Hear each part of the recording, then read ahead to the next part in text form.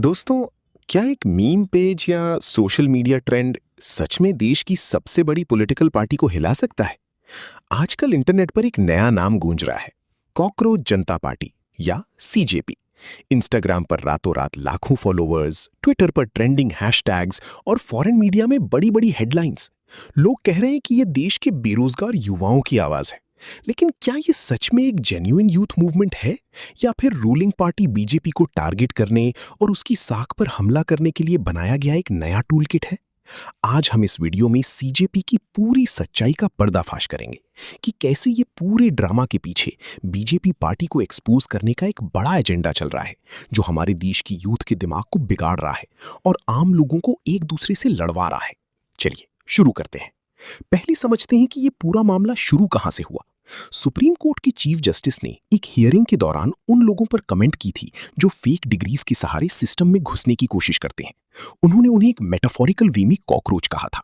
बाद में उन्होंने खुद इस बात को क्लैरिफाई किया कि उनका मकसद जेन्युइन अनएम्प्लॉयड यूथ को हर्ट करना नहीं था। बात वहीं खत्म हो जानी चाहिए थी, है ना? लेकिन नहीं। अगले ही दिन यानी 16 मई को अभिजीत दिपके नाम का एक 30 साल का शख्स एक्स ट्विटर पर आता है और लिखता है, launching a new platform for all the cockroaches out there. और देखते ही देखते सिर्फ 24 घंटे के अंदर एक पूरी पार्टी खड़ी हो जाती है। वेबसाइट तैयार, Instagram Twitter handles active, membership के लिए गूगल फॉर्म्स रेडी और विकिपीडिया पर पेज भी बन जाता है। अब आप ही सोचिए, क्या कोई आम बेरोजगार युवा बिना किसी प्री प्लानिंग और फंडिंग के 24 घंटे में इतना बड़ा नेटवर्क खड़ा कर सकता है? ये कोई स्पॉन्टेनियस गुस्सा नहीं, बल्कि बीजेपी गवर्नमेंट के खिलाफ एक वेल प्लान्ड स्ट्रैटेजी है, ताकि यूथ के गुस्से को भड़काया जा सके। अब सवाल ये उठता है कि ये अभिजीत दिपके आखिर है कौन? क्या ये कोई सड़क पर भटकता बेरोजगार यूथ है? बिल्कुल नहीं। ये जनाब इस वक्त यूएसए की बॉस्टन यूनिवर्सिटी में बैठकर पब्लिक रिलेशंस की पढ़ाई कर रहे हैं। और इसकी कुंडली यहां खत्म नहीं होती। 2020 से 2022 तक ये शख्स आम आदमी पार्टी यानी आप की कोर सोशल मीडिया टीम का हिस्सा भी था, जो मीम ड्रिवन पॉलिटिकल कैंपेन्स बनाने में एक्सपर्ट माना जाता है। मतलब समझ रहे हैं आप? एक शख्स जो फॉरेन में बैठकर आराम से पढ़ाई कर रहा है, जिसका पुराना पॉलिटिकल बैकग्राउंड है, वो वहां से बैठकर इंडिया के यूथ के इमोशंस को मैनिपुलेट कर रहा है। उनका मकसद सिर्फ एक है, बीजेपी पार्टी को हर तरह से एक्सपोज करना और देश के युवाओं को आपस में लड़वाना। और मजे की बात देखिए, इस पार्टी को सबसे पहले ज्वाइन करने वाले आम लोग नहीं, बल्कि ऑपोजिशन के बड़े नेता जैसे महुआ मोइत्रा और कीर्ति आजाद हैं। तो फिर ये आम बेरोजगारों की पार्टी कैसे हुई? ये तो पूरी तरह स्क्रिप्टेड ड्रामा है, जो हमारे यूथ को भटका रहा है। चलिए अब इनके उस ग्रेट 5 पॉइंट मैनिफेस्टो की बात करते हैं, जिसे देखकर आपको समझ आएगा कि ये कितना बड़ा पॉलिटिकल जोक है और कैसे ये लोगों में नफरत फैला रहा है। इनका पहला पॉइंट है कि कोई भी चीफ जस्टिस किसी को कॉकरोच नहीं बोल सकता। दोस्तों, जब आप एक पॉलिटिकल पार्टी बनाते हैं तो आपके पास देश के लिए एक विजन होना चाहिए। इकोनॉमी, फॉरेन पॉलिसी या टेक पर रोड मैप होना चाहिए। पर इनका पहला पॉइंट एक पर्सनल वेंडेटा है एक जज के खिलाफ, जिसे ये बीजेपी के साथ जोड़कर हर बात पर रोना रोते हैं। इनका दूसरा पॉइंट और भी खतरनाक है। ये कह रहे हैं कि अगर इलेक्शन कमीशन किसी का वोटर लिस्ट से नाम काटे तो उस पर यूएपीए यानी टेरर लॉ लगाओ। ये वही लोग हैं जो हमेशा कहते हैं कि यूएपीए गलत लॉ है, और अब ये कह रहे हैं कि वोटर लिस्ट क्लीनिंग करने वाले ऑफिशियल्स पर टेरर लॉ लगाओ। अगर ऐसा हुआ तो कोई ऑफिशियल फेक वोटर्स या डेड पीपल के नाम हटाने की हिम्मत ही नहीं करेगा। ये सिस्टम का रिफॉर्म नहीं, उसको बर्बाद करने का तरीका है, और इलेक्शन पर सवाल उठाकर लोगों को आपस में लड़वाने की साजिश है। इनका तीसरा पॉइंट है कि पार्लियामेंट में विमेन रिजर्वेशन 33% से बढ़ाकर 50% करो।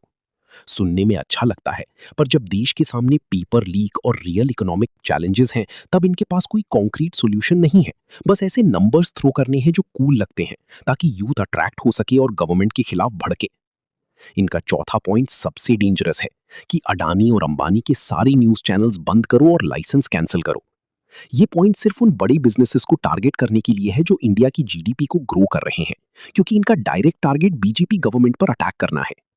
और पांचवा पॉइंट ये है कि पार्टी बदलने वाले नेताओं पर 20 साल का बैन लगाओ।